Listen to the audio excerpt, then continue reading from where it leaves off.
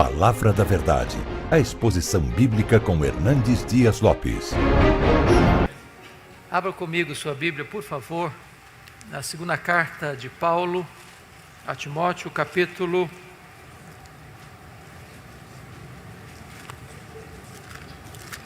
de número 4, versículo 2. 2 Timóteo, capítulo 4, versículo 2.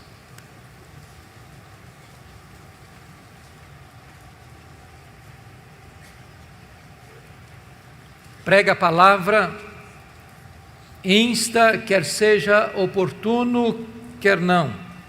Corrige, repreende, exorta com toda a longanimidade e doutrina. Nós vamos falar nesta manhã sobre pregação expositiva. E eu gostaria de dizer para você que é pastor, sobretudo, e eu gostaria de pedir quantos pastores nós temos aqui. Levante uma mão, por gentileza, só para nós termos uma noção. Louvado seja Deus. Isso, eu gostaria de ver a luz acesa para eu perceber melhor. Amém, graças a Deus. Obrigado. Quantos presbíteros nós temos presentes? Ok, obrigado. Diáconos, quantos diáconos? Ok. Professores de escola dominical? Graças a Deus, muito obrigado. Preciso dizer para você que a palavra é o conteúdo da pregação e a palavra é a autoridade do pregador. A ordem de Deus é prega a palavra e não prega sobre a palavra. A palavra é o conteúdo. O pregador não cria a mensagem. O pregador prepara o sermão, mas a mensagem é de Deus. A mensagem emana do próprio texto. O texto é o próprio conteúdo da mensagem. De tal maneira que Deus não tem compromisso com a palavra do pregador. Deus tem compromisso com a sua palavra. Não é a palavra do pregador que tem a promessa de não voltar vazia para Deus. É a própria palavra de Deus que tem essa promessa. E nós só teremos o cumprimento dessa promessa se nós estamos pregando a palavra e não as nossas próprias palavras. A palavra de Deus é poderosa. A palavra de Deus despede chamas de fogo, faz tremer o deserto. A palavra de Deus é eficaz. Ela é a espada do Espírito. Não é a palavra do homem, não é a palavra do pregador. É por isso que pregação expositiva é tão importante, porque é o compromisso de pregar a palavra e não apenas sobre a palavra. É necessário dizer, meus amados irmãos, que a pregação é o instrumento que Deus estabeleceu para trazer os seus eleitos à salvação. Deus chama pela palavra. A fé vem pelo ouvir e ouvir a pregação da palavra. Daí é importante dizer que a pregação fiel das Escrituras é o principal elemento que leva a igreja ao crescimento saudável. E nós precisamos entender isso. No que concerne ao crescimento da igreja, eu acho que todo pastor, todo pregador, todo professor de escola dominical, todo crente fiel aspira o crescimento da igreja. Não é natural você se conformar com a esterilidade. É por isso que a pergunta certa não é o que é que eu devo fazer para a igreja crescer, mas a pergunta deveria ser: o que está impedindo a igreja de crescer? Quando a igreja prega com fidelidade no poder do Espírito Santo de Deus, a igreja cresce. Mas no que concerne ao crescimento da igreja, nós temos que ter dois cuidados duas precauções muito sérias. O primeiro delas é o que nós poderíamos chamar de numerolatria, a idolatração dos números. Nós estamos vivendo uma situação hoje muito curiosa. A igreja, infelizmente, está importando a filosofia do pragmatismo para a sua agenda. E o pragmatismo foi a filosofia mais conhecida e mais popular do século XX. O que é o pragmatismo? É quando você diz assim: eu não estou interessado na verdade, eu estou interessado naquilo que funciona. Eu não me importo com o conteúdo, eu quero saber quais são os resultados. E aí a igreja evangélica brasileira, muitas vezes, capitulou-se a esse pragmatismo e tem, de certa forma, transformado a igreja num mercado. O consumidor é quem determina o que quer. Eu sou um balcão de serviço. O que você quer? Prosperidade? O que você quer? Saúde? O que você quer? Milagres? O que você quer? Sucesso? Você dá ordem. É o efeito Ibope, você decide o que você quer. Então, de repente, a igreja deixou a verdade, deixou de pregar a verdade e começou a oferecer ao povo o que o povo quer.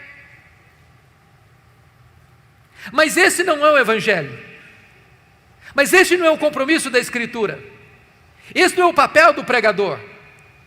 O pregador é chamado a pregar a palavra, a oferecer não o que o povo quer ouvir, mas o que o povo precisa ouvir. Não o que dá Ibope, mas a palavra de Deus. Nosso papel não é arrancar aplausos do auditório, nem receber um tapinha nas costas no final do culto, mas é pregar a verdade, ainda que esta verdade fira o coração das pessoas. Porque o nosso papel é pregar com fidelidade o que Deus diz, não o que nós queremos dizer. Isso é pregação expositiva, e ela produz crescimento saudável, e nós não podemos entrar por esse caminho, de buscar crescimento a qualquer custo, de atrair as pessoas com a outra mensagem mais palatável, mais agradável aos ouvidos, mas sonegando o povo o trigo da verdade, as Escrituras Sagradas. Há um segundo risco, queridos, que nós corremos no que tange ao crescimento da igreja, que é a numerofobia. É o contrário da numerolatria, é o medo dos números. Eu fico muito triste quando escuto algumas pessoas dizendo assim: bom, Deus não se importa com quantidade, Deus se importa com qualidade. A nossa igreja não cresce, mas é fiel. Nós temos 100 membros há 10 anos, mas é gente batuta, gente boa. E eu fico perguntando se existe fidelidade estéril.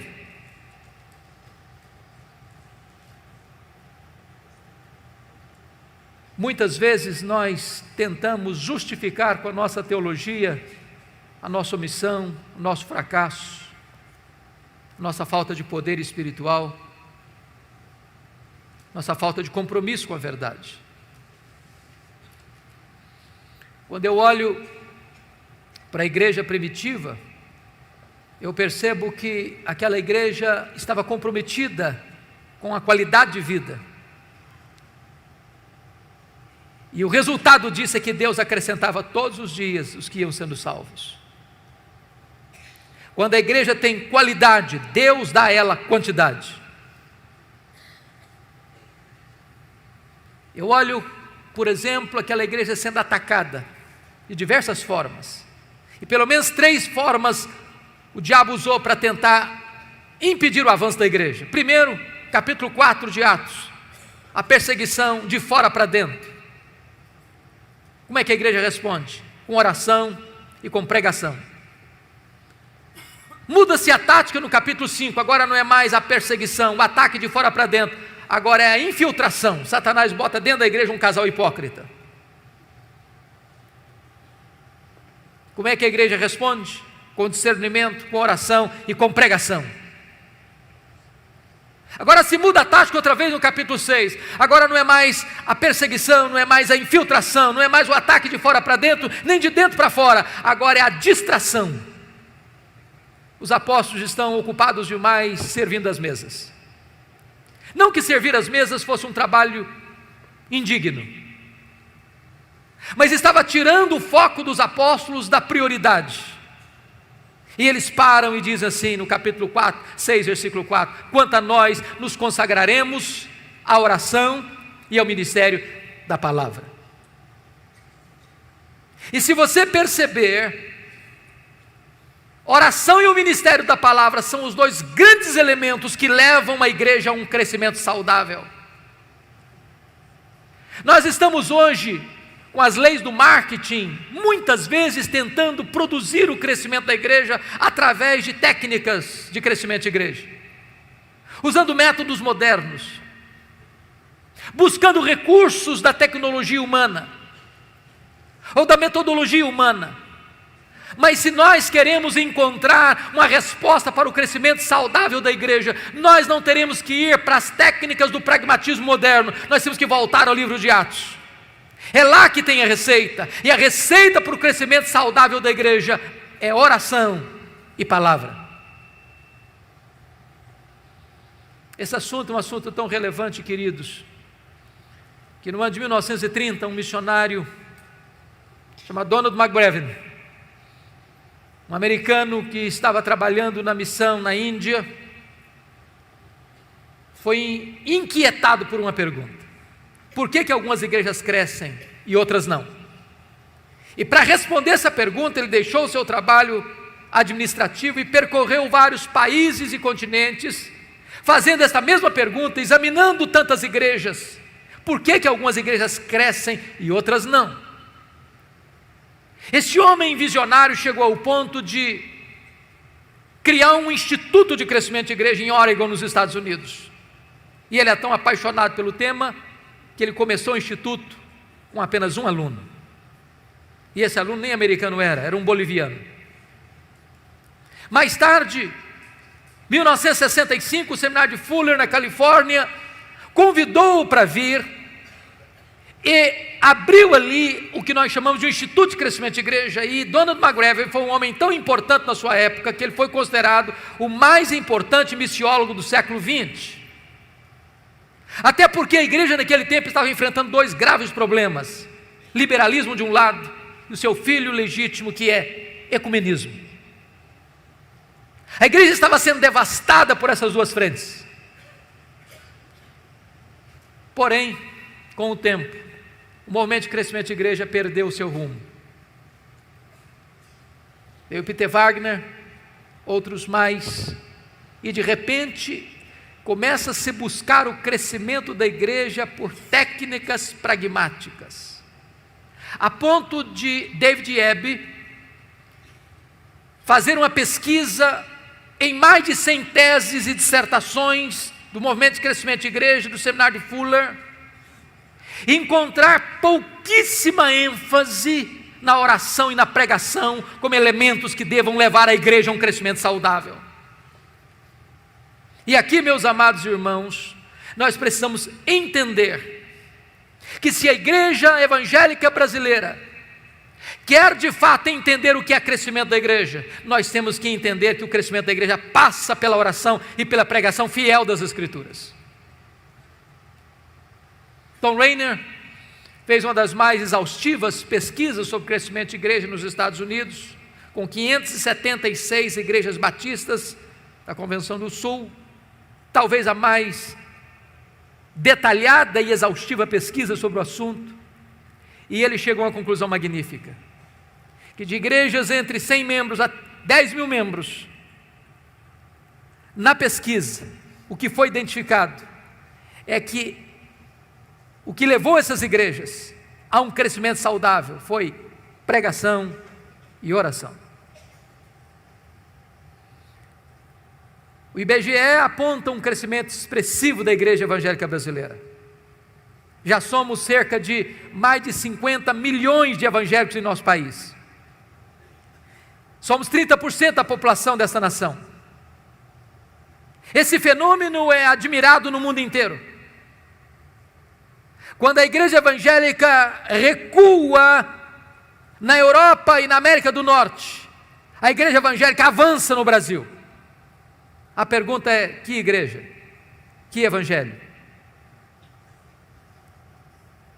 E eu tenho minhas dúvidas se de fato é o evangelho de Jesus que está crescendo, se é a igreja evangélica que está explodindo no Brasil.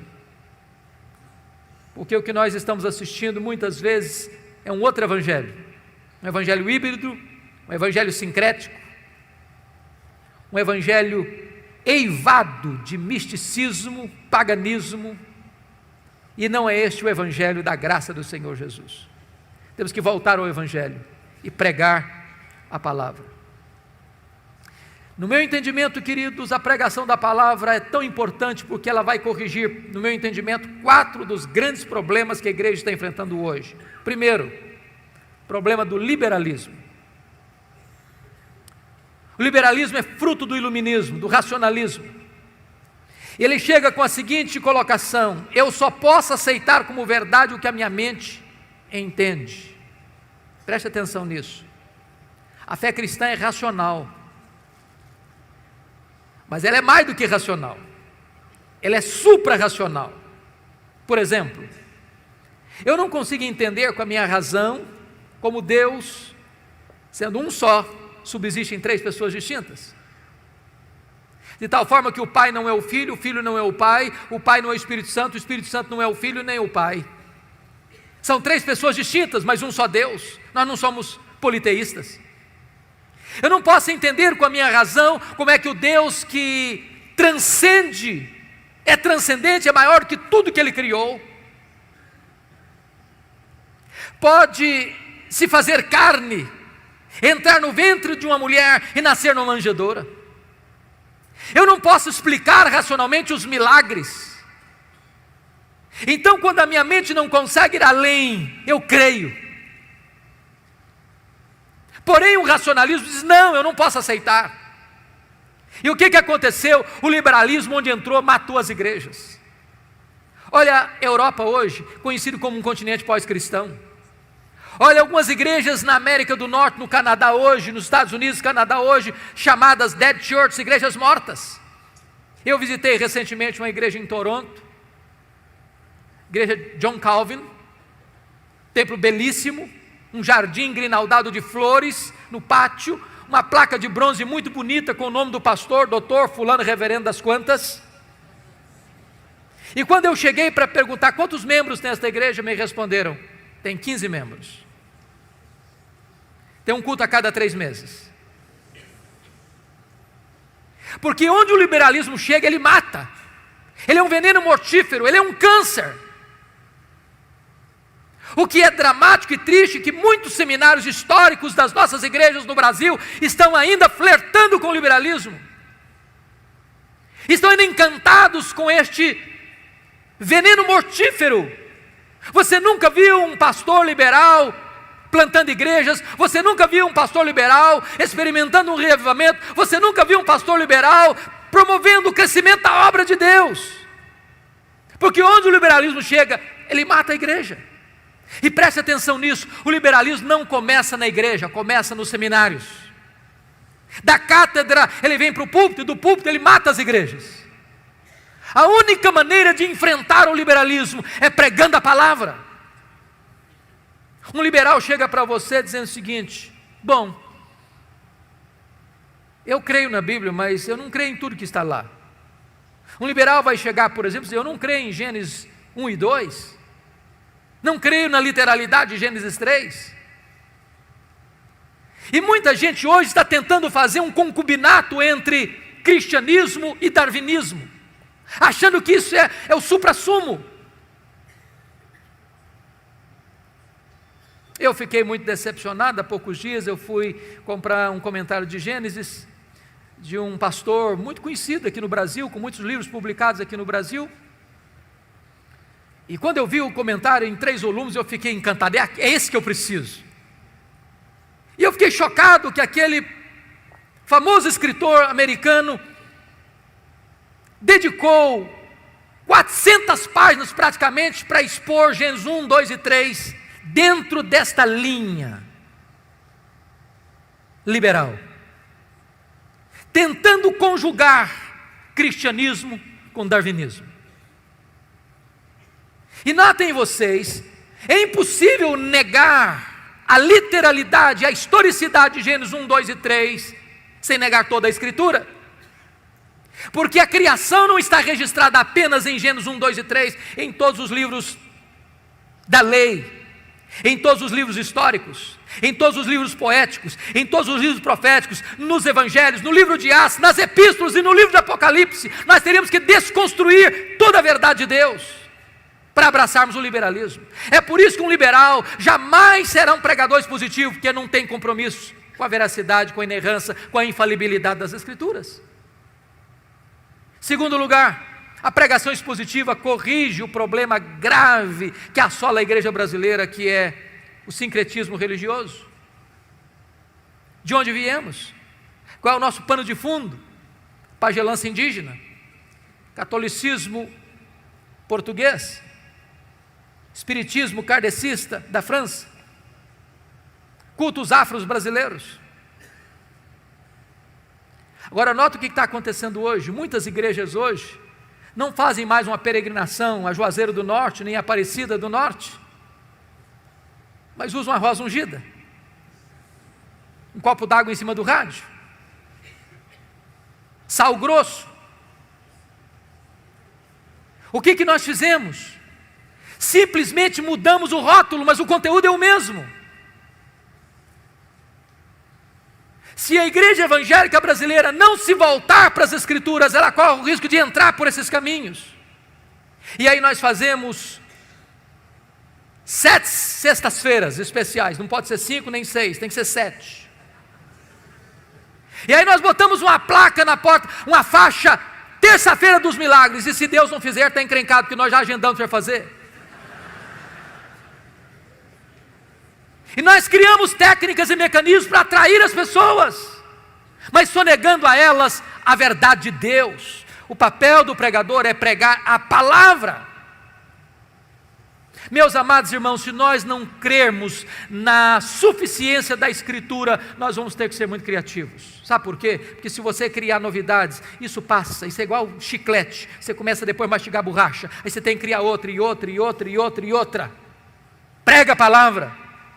Essa palavra é viva, essa palavra é atual, essa palavra é poderosa, essa palavra é suficiente. Prega a palavra, é a ordem de Deus. Mas há um terceiro aspecto que eu acho que a pregação expositiva corrige, queridos, que é o problema da ortodoxia morta. E eu estou me dirigindo talvez a um grupo grande de crentes históricos nesse país, e talvez esse seja o nosso maior problema. Talvez a maioria de nós aqui não pregue heresia. Talvez a maioria de nós aqui não aceite qualquer novidade no mercado da fé. Mas também falta-nos poder, falta-nos unção do Espírito, falta-nos virtude de Deus. Dr. J.I. Packer disse que não tem nada mais solene do que um defunto dentro de um caixão. É soleníssimo, mas está morto. Ortodoxia morta mata.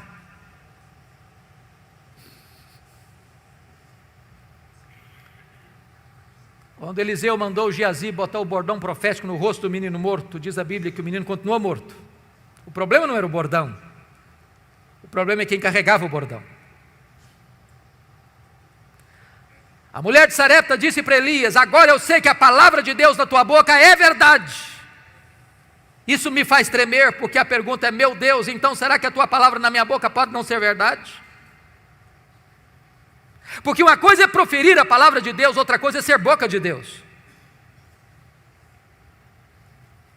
Eu tenho que concordar com Ian Bounds, um metodista piedoso do século XIX, quando ele disse que nós estamos à procura de melhores métodos e Deus está à procura de melhores homens. Deus não unge métodos, Deus unge homens. Homens mortos tiram de si sermões mortos, e sermões mortos matam. Nós dependemos do Espírito Santo, queridos. Essa palavra tem que ser pregada com fidelidade, mas na virtude, no poder do Espírito Santo de Deus. Perguntaram certa feita para Dwight Lyman Moody: Moody, qual é o maior problema da obra? Moody respondeu: o maior problema da obra são os obreiros. Talvez você e eu sejamos o maior problema da igreja. Se o púlpito pegar fogo, os bancos também pegarão. Se o pastor for um graveto seco a pegar fogo, lenha verde vai começar a arder. Não basta apenas pregar, é preciso pregar como Paulo disse, no poder do Espírito, em profunda convicção. Mas eu penso, amados irmãos, que a pregação expositiva vai corrigir um outro aspecto sério hoje, que é a superficialidade. Muitos pregadores estão dando uma sopa rala para o povo. E eu vou lhe dizer uma coisa: a ovelha faminta é a ovelha susceptível aos lobos. As heresias entram porque muitas vezes nós, pastores, não temos dado ao povo o alimento sólido da palavra de Deus.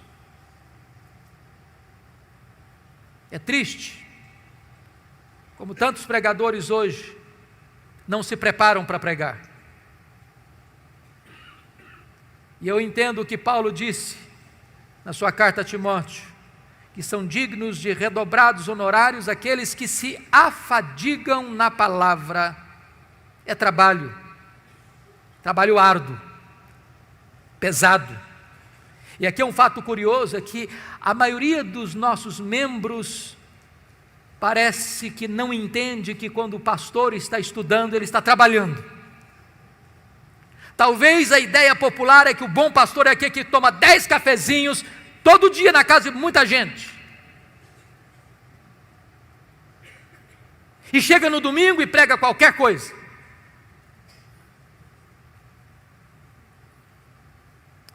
Certa feita, um membro passava perto da casa pastoral e viu o pastor estudando e perguntou: está descansando, pastor? O pastor disse: não, estou trabalhando. Na volta o mesmo passou, o pastor estava lá no quintal, carpindo, capinando. Aí a pessoa: está trabalhando, pastor? Não, agora estou descansando.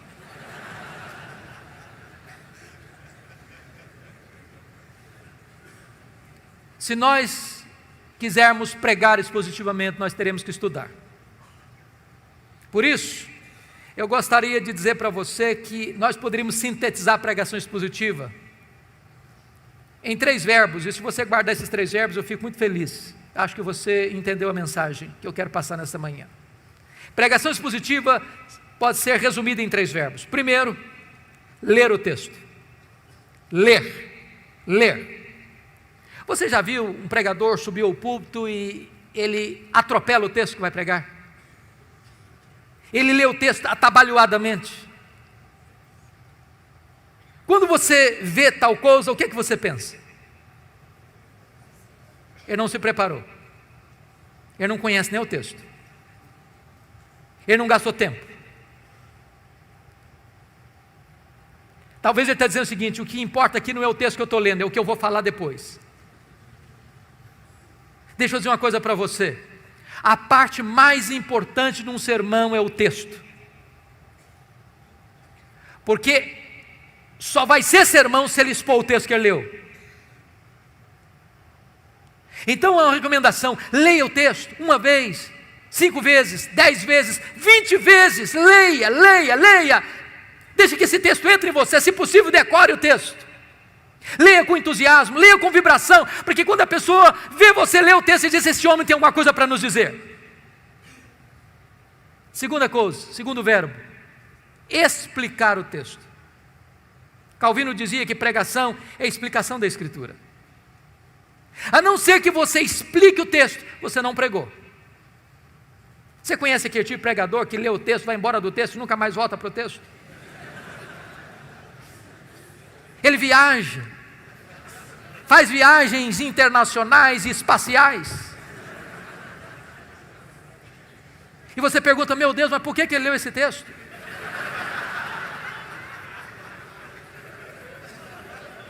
Você conhece aquele tipo de pregador que diz assim, eu já tenho o sermão, só preciso encontrar um texto agora?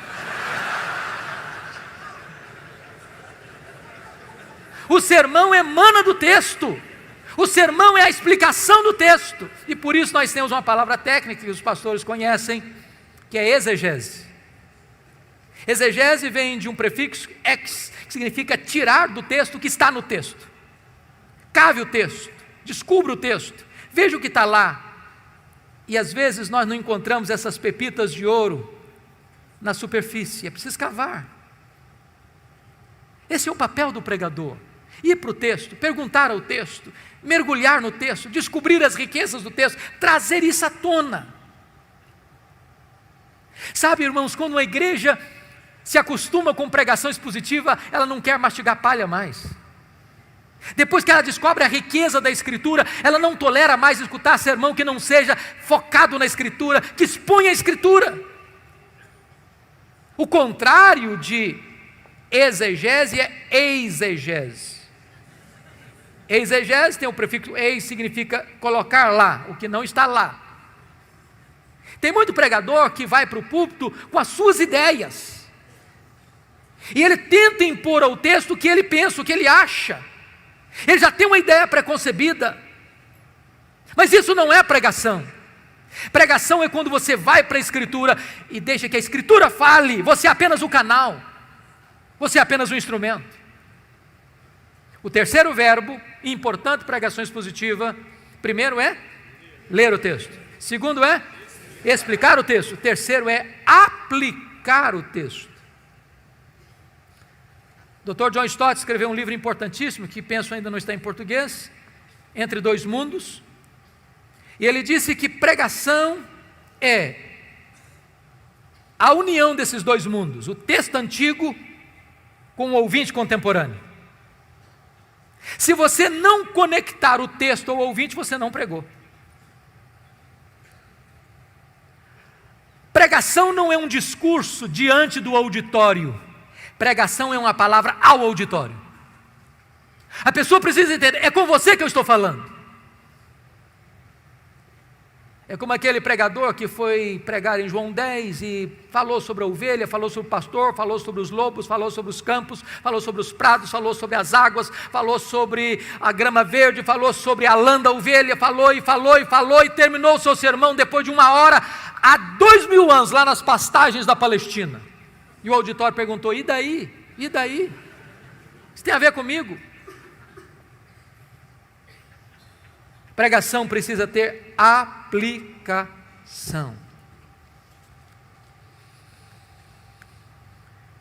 E aqui é importante uma coisa: se você não interpretar corretamente o texto, você pode ser herético na aplicação. Você pode proibir em nome de Deus o que Deus não está proibindo. Você pode fazer promessas em nome de Deus que Deus não está fazendo. Você se torna um falso profeta, um falso mestre, um falso pregador. Haddon Robson escreveu um livro importantíssimo e ele trabalha sobre esse assunto, falando da heresia da aplicação. Quando o pregador não interpreta o texto, ele se torna herético na hora de aplicar o texto. Há pouco tempo eu estava vindo de Governador Valadares, fui pregar lá um dia à noite, retornando para Vitória, já por volta das 3 horas da madrugada, com muito sono, quase chegando em Vitória, eu disse, meu Deus, eu não aguento o sono. E aí eu liguei o rádio para ver se eu me desparecia um pouco. E um pregador pregava animadamente sobre Sansão, e eu fiquei ligado nele para tentar não ficar desligado do volante. E lá pelas tantas ele disse o seguinte, se você tem que enfrentar os seus leões, como Sansão enfrentou o leão. Eu disse, eu também tenho que enfrentar o meu leão. E ele disse, se você vencer o seu leão e matar o seu leão, você tem a recompensa, você pode chupar o mel da sua caveira. Aí eu pensei, meu Deus, eu não entendi o texto. Porque ele não entendeu o texto, ele aplicou o texto erradamente e cometeu uma heresia grave. Porque o mel da caveira do leão para Sansão não foi recompensa, foi uma quebra de um pacto que ele tinha feito com Deus, de nazereado. Ele não podia tocar em defunto, ele não podia tocar em cadáver. Se nós não entendermos a Escritura, nós vamos correr o risco de aplicar de forma herética. Mas talvez você pergunte assim: pastor, quais são as razões por que hoje poucos pregadores pregam expositivamente? Eu vou lhes dar algumas razões. Primeiro, penso eu que muitos seminários ainda não estão comprometidos com o ensino aos seus alunos sobre pregação expositiva. Eu fiz seminário há 30 anos e na minha época não se aceitava pregação expositiva. Quando um pregador, quando um aluno tentava fazer um sermão expositivo no púlpito, ele era criticado. Talvez porque não entendêssemos bem o que era pregação expositiva naquela época. Mas é triste como se dá pouca ênfase à questão da pregação ainda nos currículos dos seminários. Somos mais treinados a defender a Bíblia do que pregar a Bíblia, como se a Bíblia precisasse da nossa defesa. Olhe os currículos.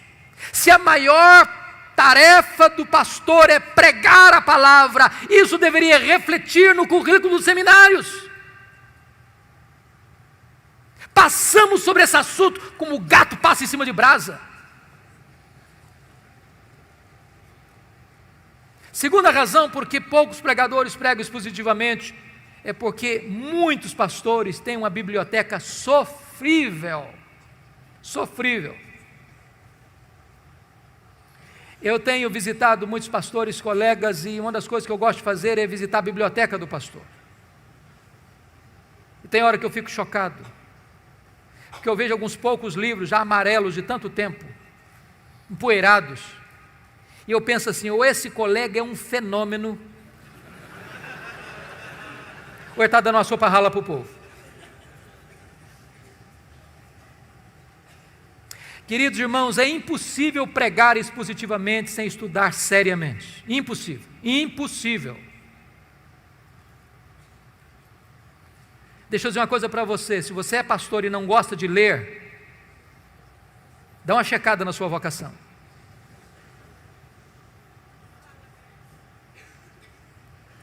Eu estou falando para líderes aqui, que não são pastores, e eu queria dar um conselho, se eu posso. Por que os pastores não pregam, não têm uma boa biblioteca? Por duas razões, pelo menos. Primeiro, porque o salário pastoral, em média, não é aquelas coisas tanto não.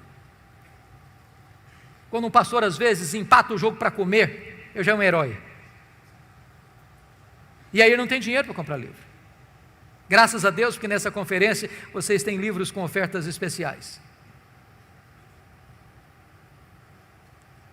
Então, o conselho seria esse. Se você é líder de igreja aqui, quem sabe você consiga lá na liderança botar uma verba para o seu pastor comprar livro todo mês.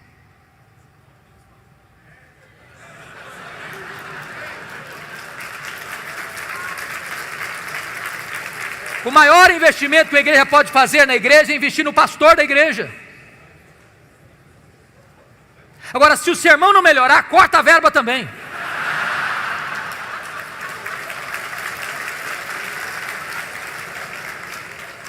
Porque livro para enfeitar a biblioteca também não resolve nada.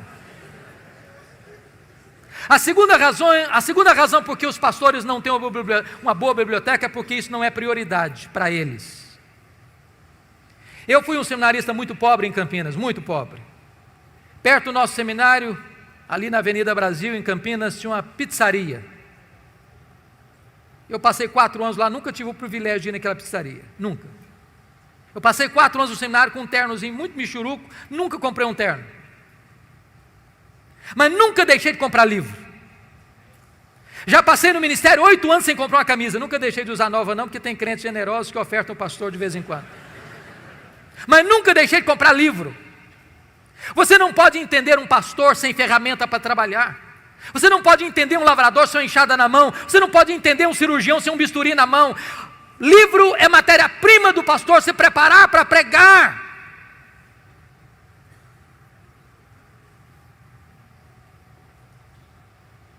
Outra razão que eu penso que os pastores não estão pregando expositivamente hoje é porque nós estamos lidando com a terrível tensão entre pregação e liturgia nas igrejas. É triste o que está acontecendo hoje, triste. Em muitas igrejas se canta meia hora, 1h30 e se prega 10 minutos.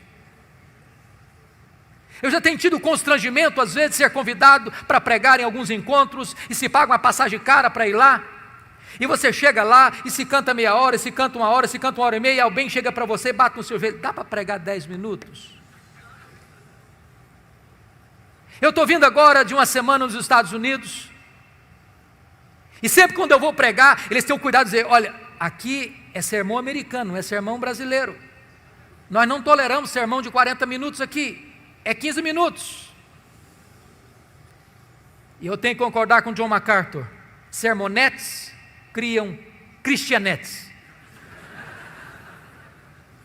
Eu não posso entender como você pode expor a palavra de Deus com 15 minutos. E é uma falácia você dizer o seguinte, não, hoje com a televisão, com a internet, com isso, com aquilo, o homem moderno não consegue ouvir um sermão de 40 minutos. Consegue sim. Se você se preparar, se você orar, se você se levantar no poder do Espírito Santo de Deus, o povo vai querer mais e mais e mais.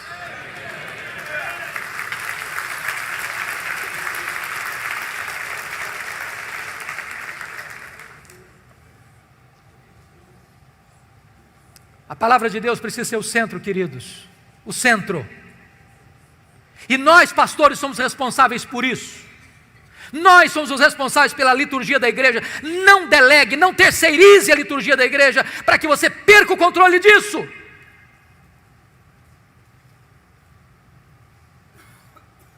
Estamos perdendo a centralidade das Escrituras, por isso deixamos de pregar expositivamente. Precisamos voltar às Escrituras, à centralidade das Escrituras.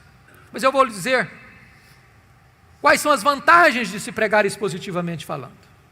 Quais são as vantagens? Primeiro, queridos, a grande vantagem da pregação expositiva é que você não tenha o desejo de ser popular, mas você tem um compromisso de ser fiel.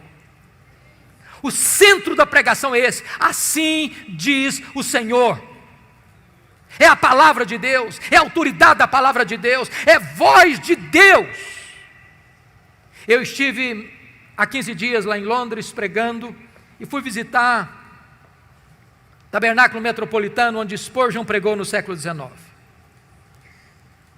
E eu peguei um de seus livros, lá na livraria da igreja, e chamou minha atenção um fato, eu já sabia disso há tantas vezes, já tinha lido tantas vezes, mas acendeu novamente ao meu coração essa verdade. Quando Spurgeon se levantava para pregar, ele tinha o seguinte entendimento: quando o povo escuta a pregação fiel da Escritura, não é a um pregador que o povo está ouvindo, é ao próprio Deus que o povo está ouvindo.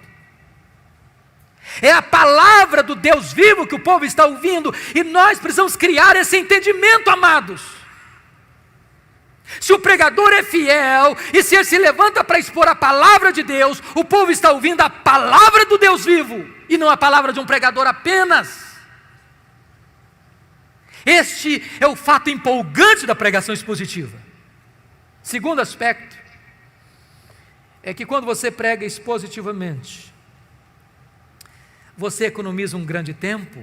Talvez você que é pregador aqui, tem que pregar toda semana, às vezes 2, 3 vezes na semana, você sabe disso, não é fácil decidir o que pregar. É por isso que 90% dos pastores têm que tomar omeprazol. Eles ficam angustiados, meu Deus, o que é que eu vou pregar? Chega na segunda-feira, ele está pensando, o que eu vou pregar domingo, o que eu vou pregar domingo, o que eu vou pregar domingo. Chega na terça-feira, ele está folheando algum livro. Chega na quarta-feira, ele está dando uma olhada em algum livro de esboço de sermão. Chega na quinta, ele está desesperado, olhando na internet. Chega na sexta, ele já está com angústia na alma. Quando chega no sábado, ele já está suando frio. Quando chega no domingo, ele prega qualquer coisa.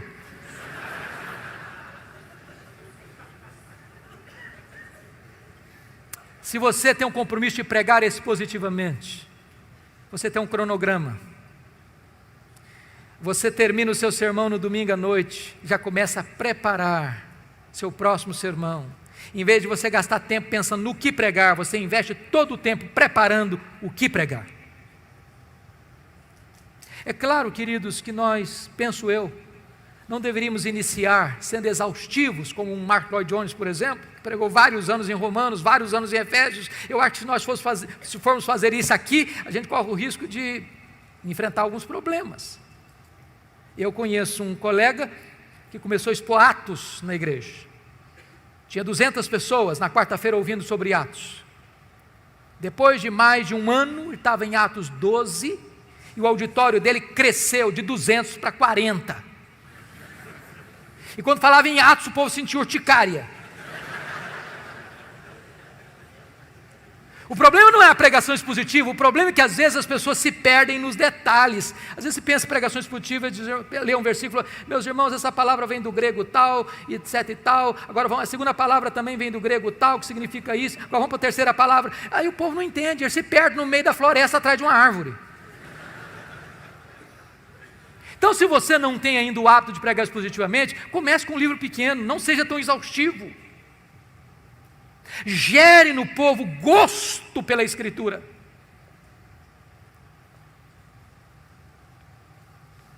Outra coisa importante, se você está pregando expositivamente, você vai evitar milindres.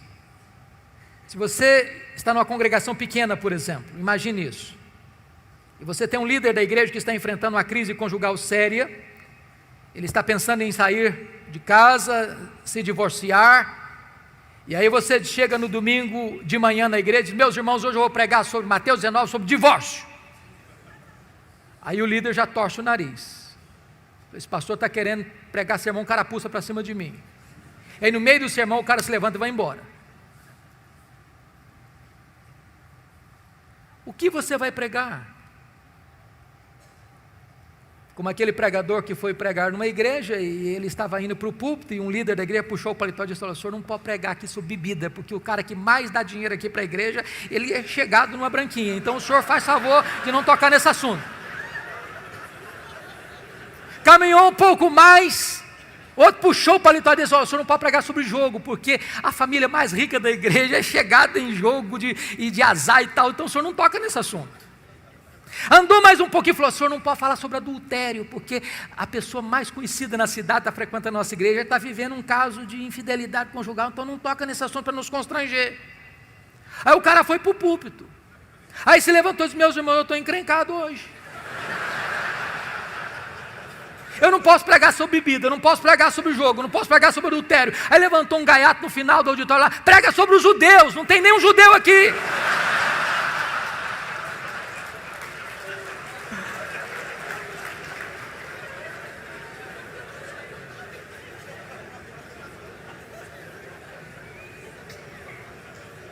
Quando você prega expositivamente, não corre esse risco.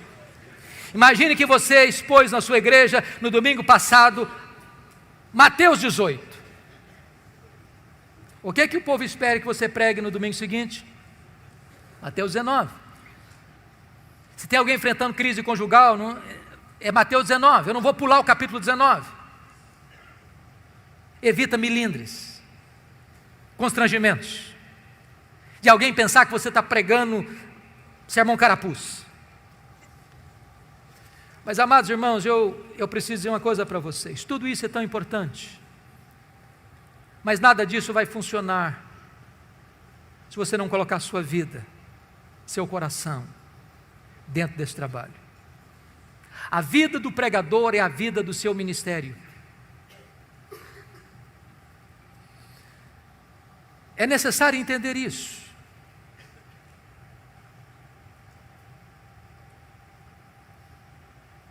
E eu fico preocupado ainda hoje quando a maioria dos nossos seminários cuidam mais da cultura da cabeça do que da cultura do coração. É triste admitir isso, mas é um fato. Muita gente que vai para o seminário com o coração quente, sai de lá com o coração gelado.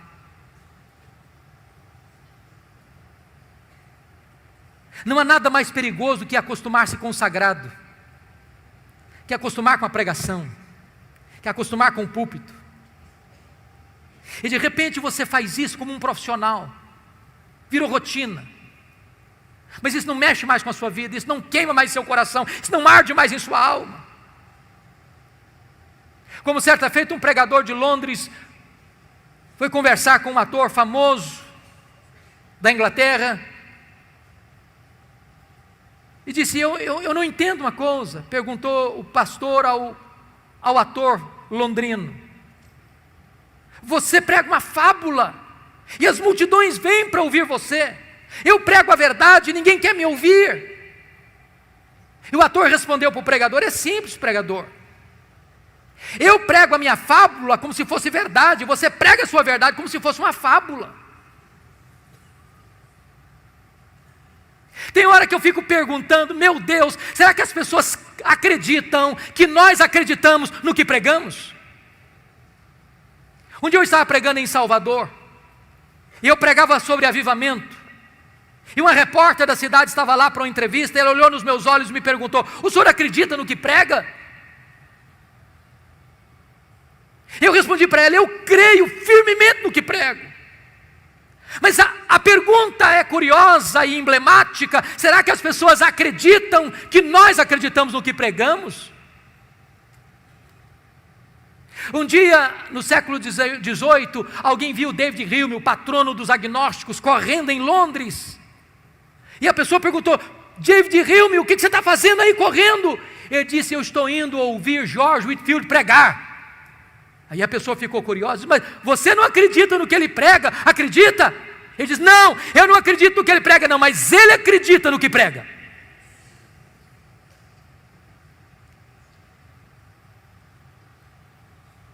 Amados irmãos, nós precisamos desesperadamente de um reavivamento no púlpito.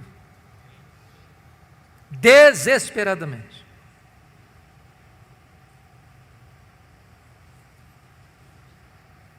João Wesley dizia para os seus alunos: meus filhos, ponham fogo no seu sermão, ou ponham o seu sermão no fogo.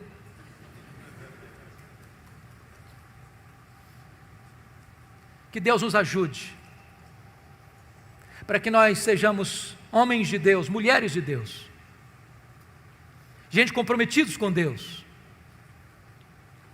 os vasos limpos que Deus há de usar para a sua glória. Que nós vejamos para a glória de Deus um reavivamento da pregação expositiva, da pregação bíblica em nossa nação. E eu estou seguro disso, irmãos: se a igreja brasileira voltar-se para a palavra, voltar-se para a pregação expositiva e pregá-la com fidelidade no poder do Espírito Santo de Deus, sim, nós teremos um crescimento saudável da igreja, para a glória de Deus, em nome de Jesus. Amém. Vamos orar, queridos. Vamos orar.